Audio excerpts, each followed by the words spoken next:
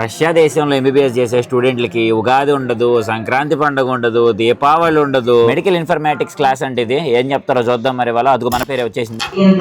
Present ma'am ఏముంది, attendance చెప్పడానికి వచ్చినట్టు ఉంది. రష్యన్ లో క్లాస్ చెప్తే మాకేం అర్థమైంది. ఉగాది పండుగ సందర్భంగా ఏమైనా చేద్దామని చెప్పి సూపర్ మార్కెట్ వస్తే ఇక్కడ మిరపకాయలు చూడండి, కండ తక్కువ కటింగ్ ఎక్కువ అంటే అయితే కారం ఉండదు, 460 రూపాయలు. మామిడికాయ కొందామని వస్తే మామిడికాయలు ఏంటంటే పండిపోయినాయి అన్ని, కొన్ని ఏమో ఎండిపోయి. దరిద్రం ఎట్టగొట్టిందంటే కనీసం తెలుగు ఉన్నయుండి ఉగాది పచ్చడి చేసుకోలేకపోతున్నాను ఉగాది రోజు. ఇదేదో కొంచెం బెటర్ గా ఉంది.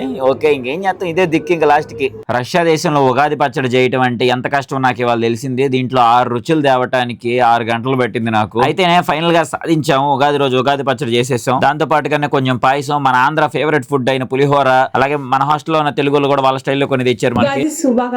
హాస్టల్లో సెలబ్రేషన్స్ అయిపోగానే రష్యన్స్ తో పాటు పూజలో కూర్చున్నాం. ఇక్కడ వీళ్ళు హిందూ ధర్మాన్ని పాటిస్తూ ఉంటారు. భగవద్గీత చూసారా, రష్యన్ లో ఉంది.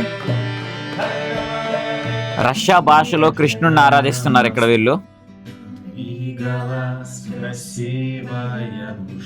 తెలుగు ప్రజలందరికీ శ్రీ పరాభవనామ సంవత్సర ఉగాది శుభాకాంక్షలు.